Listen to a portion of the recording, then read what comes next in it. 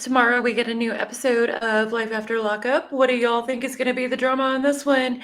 From the preview, it looks like we might get another little can fit, like his key energy gets off and gets a little irritated. Hey friends, so this is attempt 2 at recording this video today. I recorded it completely earlier, and then whenever I started editing it, the sound was awful. And we're not just talking bad, like you couldn't make out my words. It sounded like like one of those scrambler things from the 80s was on it. It was nuts. So we're starting fresh. If you saw my little expose video, I hope you all enjoyed it. We had so much fun. There was one comment that came in not too long after it was posted, and if the person who made the comment is here, please put the comment back there. I was trying to reply and I got an error. It looks like maybe the person who posted it deleted it, but what it said was that a core memory had been unlocked by the look what I can do part whenever I was about to do my show my little photo shoot attempt, and they said that it reminded them of Stuart from Mad TV. That's exactly what I was going for. I was hoping somebody would recognize the Stuart reference. Mainly, I assumed a fellow millennial might recognize this because Mad TV was on way late at night in the, I'd say mid to late 90s, I think. Let me show y'all. Okay, so Mad TV is kind of like Saturday Night Live. For anyone who doesn't know, they do funny skits. And the skit here was that Stuart is a full-grown man who still pretends to be a toddler because he doesn't want to do anything, and his mom treats him the same way. And anytime he wants attention, he's like, look what I can do. And then does like a little weird jump spin or something. Look what I can do. So yeah, it's kind of one of them. You had to be there to watch it kind of things. Tomorrow we get a new episode of Life After Lockup. What do y'all think is going to be the drama on this one? From the preview, it looks like we might get another little can fit, like his key energy gets off and gets a little irritated. I'm curious to see. Apparently, Gypsy Rose posted a little TikTok short of herself in some pink silky lingerie using a hairbrush that looks exactly like the one she had a big fit about in the episode that was apparently Ken's ex's. So yeah, a little where's my hairbrush kind of situation going on. So yeah, Prince Harry has found himself in some hot water because he had to resign from his charity, Sentebale, that was founded in 2006 with Prince Say-So. The big problem is the president of the charity wanted to take it in a different direction. She says that when it was founded, AIDS and HIV was a big problem with African people in their country. However, now the issues that need to be addressed are different, and she wants to change the charity's focus to address what's still a real big problem. Apparently, the old guard board that is Harry's friends didn't like that. They tried to push her out. I don't know if all of her allegations are true. I haven't looked into her deeply, and there are some reports out there that indicate that she might try to do some Blake Lively type moves. Like she comes into a situation, tries to do a rug pull and take it over. But that could be planted by Harry's people because of her accusations. I don't know which is right, but I'm really curious to see how it plays out. Because some of the things that she's accusing Harry and his people of are almost identical to what Harry and Meghan accuse the royal family of.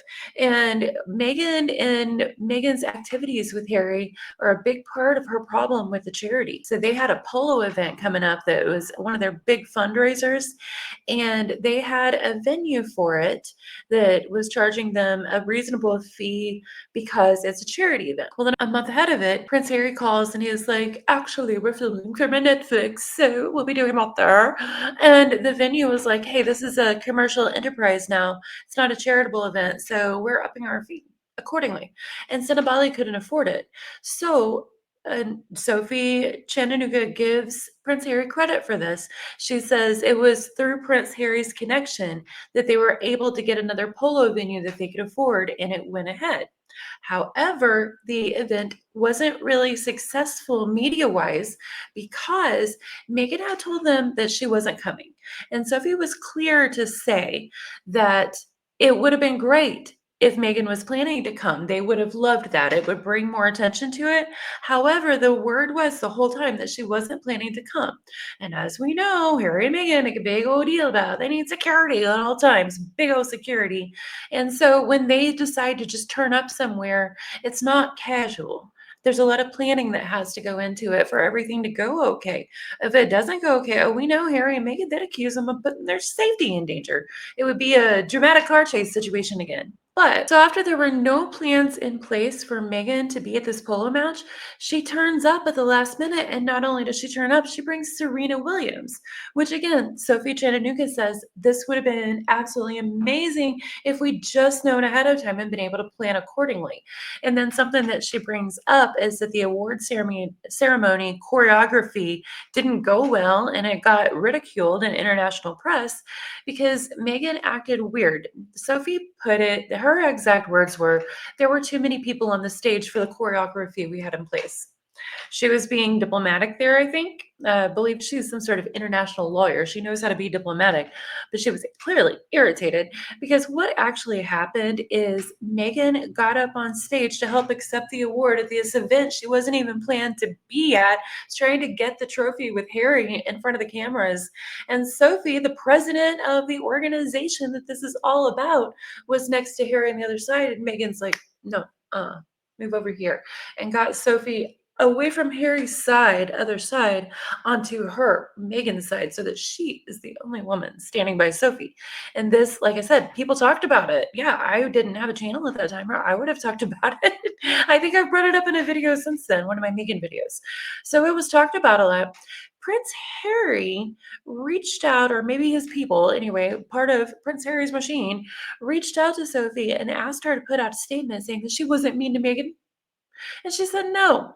And she said there were two reasons. First off, that she knew that it wouldn't do any good if she did. People would be like, oh, look, they asked her to make a statement. So she did. Does it mean anything? Yeah, it wouldn't have meant anything. She's absolutely right there, as her training shows. She knows what she's doing here.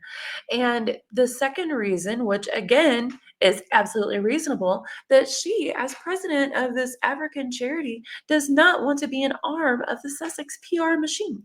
She wasn't interested in doing that. So Harry got pissed off and started retaliating at her, allegedly, and started leaking stories about her, which is why Sophie made the statement she did. It's very classy, but very scathing. Okay, let's see exactly what all she has said here. Harassment and bullying at scale after calling the Sussex brand toxic, and claims they asked her to defend Meghan Markle against negative publicity. Like, what on earth does that have to do with running Sentebale? Okay, she said the number one risk for the organization of Sentebale was the toxicity of its lead patron's brand. She said the controversy surrounding Prince Harry since his move to the US had an impact on the charity's ability to diversify its donor pool and make senior hires. Yeah, she said when he left the UK the way that he did, the donations started drying up. When you start to interview people, they're asking questions about, well, these mixed messages around the patron. She's talking about people who would donate and donate largely. There's them after the infamous photo shoot where Meghan shooed her away from this side of Harry over here. It was really awkward. She says that after she tried to change directions and refused to defend Meghan publicly, that in response, Harry released a damaging piece of news to the outside world without informing me or my country directors. That sounds like a bullying tactic we're all familiar with in the Gypverse. Yeah, she's accused him of racism. The word she used was misogynoir, which is hating women and specifically Black women.